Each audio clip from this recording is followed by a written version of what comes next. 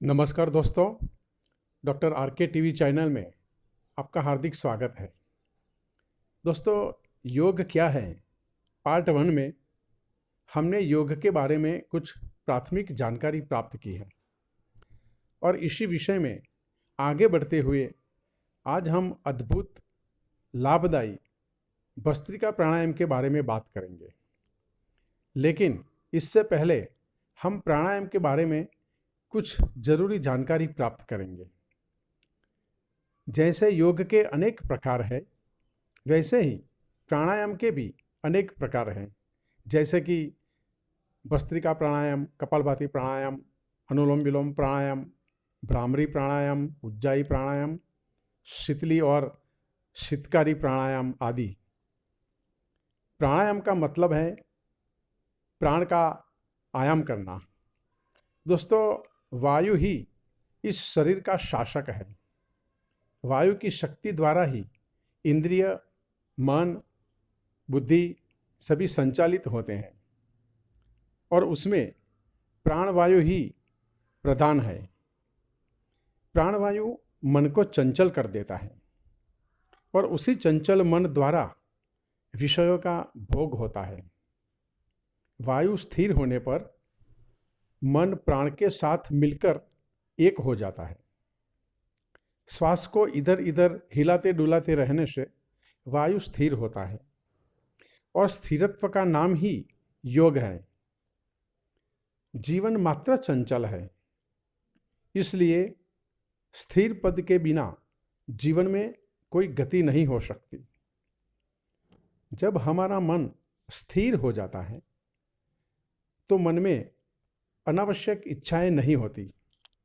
दोस्तों, एक बात समझनी जरूरी है कि जब तक हमारी अनावश्यक इच्छाएं और पशु वृत्ति पर नियंत्रण नहीं हो पाता, तब तक प्राण, मन और बुद्धि के भीतर जो अलौकिक शक्ति है उसका पता ही नहीं चलता।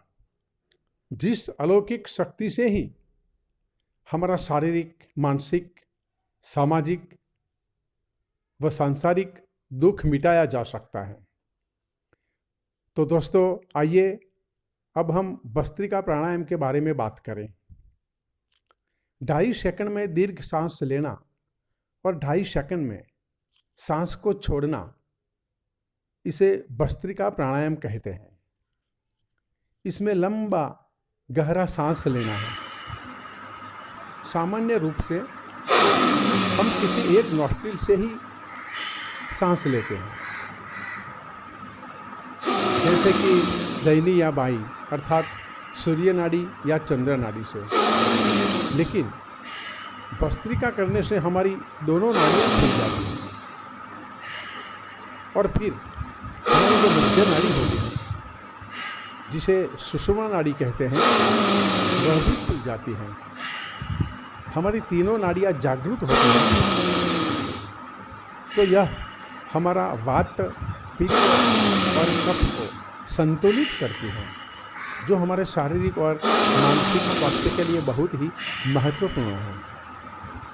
हमारा रक्त संचार अच्छी गति से होता है। हमारे नॉर्मल सांस से हमें करीबन 500 ml ऑक्सीजन मिलती है। लेकिन जब हम भस्त्रिका में गहरी सांस लेते हैं तो हमें 5000 से 10,000 ml तक ऑक्सीजन प्राप्त होती है। यही ऑक्सीजन हमारे फेफड़ों में जाके रक्त कोशिकाओं में अवशोषित होती है और वहां से हृदय में जाकर नाड़ियों के माध्यम से हमारे शरीर की प्रत्येक कोशिकाओं तक जाती है, जो हमारे शरीर का दूषित वायु यानी कि टॉक्सिन को नष्ट कर देती है। भस्त्रिका प्राणायाम से हमारे शरीर के सभी अवयव, जैसे कि फेफड़े, हृदय, लिवर, पेंक्रियास, किडनी, ब्रेन आदि की कमजोरी या बीमारी दूर होती है और हमारे सभी ऑर्गन्स सशक्त और संपूर्णतः कार्यक्षम हो जाते हैं, जिसकी वजह से हमारी नर्वस सिस्टम भी बेहतरीन होती है। हमारा रक्त संचार तेजी से होता है, तो हमारे ब्रेन सेल भी स्वस्थ और सशक्त हो जाते हैं और हमारी मेमोरी शार्प होती है। हमारे दिमाग की कार्यक्षमता बढ़ जाती है, हमारा आईक्यू लेवल बढ़ जाता है। दोस्तों, वैसे तो सबके पास दिमागी शक्ति समान रूप से होती है, लेकिन इसे यूटिलाइज करना जरूरी होता है। भस्त्रिका से औरत और पुरुष दोनों के रिप्रोडक्टरी ऑर्गन एक्टिव होते हैं। औरत के गायनिक प्रॉब्लम, वंध्यत्व और पुरुष की कमजोरी दूर होती है। पुरुष की काम शक्ति को बढ़ावा मिलता है। बढ़ती उम्र के साथ हमारे ज्ञान तंतु शिथिल हो जाते हैं, तो हमारी याददाश्त कम हो जाती है। लेकिन अगर हम भस्त्रिका करते हैं तो मेमोरी लॉस्ट की नौबत ही नहीं आती। दोस्तों, हमारे फेफड़े सशक्त हो तो हम भी शक्तिशाली बनते हैं। हमारी हार्ट की पंपिंग सिस्टम, हमारी डाइजेस्टिंग सिस्टम बेहतरीन बनती है, जिसका लाभ शरीर के बाकी ऑर्गन्स को भी मिलता है। हमारा शरीर लंबे समय तक जवान और सशक्त रहता है।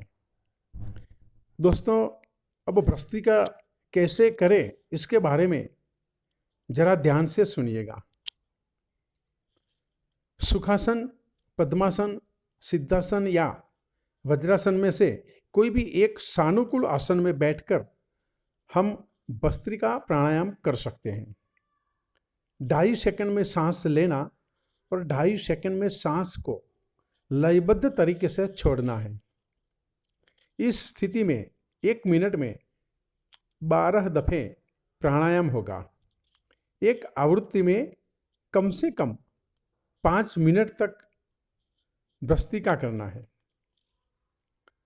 जो सामान्य स्थिति में हर रोज 5 मिनट तक यह प्राणायाम करना है, लेकिन असाध्य बीमारी में 10 मिनट तक यह प्राणायाम करना आवश्यक है। प्राणायाम का समय सुबह 4 बजे से 7 बजे तक उत्तम है, लेकिन अगर सुबह नहीं हो पाया तो दोपहर के भोजन के बाद 5 मिनट के बाद भी कर सकते हैं। शाम को सूर्यास्त से पहले कर लेना अनिवार्य है। गहरी सांस लेते समय यह सोचना है कि इस ब्रह्मांड की सकारात्मक ऊर्जा, दिव्य ऊर्जा को आप ग्रहण कर रहे हैं और वह आपके शरीर में फैल रही है। और सांस को छोड़ते वक्त सोचना है कि आपकी तमाम नकारात्मक ऊर्जा, दूषित ऊर्जा व बीमारी बाहर निकल रही है। ऐसी कल्पना के साथ किया गया प्राणायाम का अद्भुत परिणाम मिलता है। इस प्राणायाम में कुछ सावधानी भी बरतनी है, जैसे कि हाई ब्लड प्रेशर वाले, हृदय रोगी तीव्र गति से न करें। सांस लेते समय पूरा डायाफ्राम तक सांस को भरें। डीप ब्रीथिंग का नाम ही भस्त्रिका है। ग्रीष्म ऋतु में यह प्राणायाम आहिस्ता आहिस्ता करें।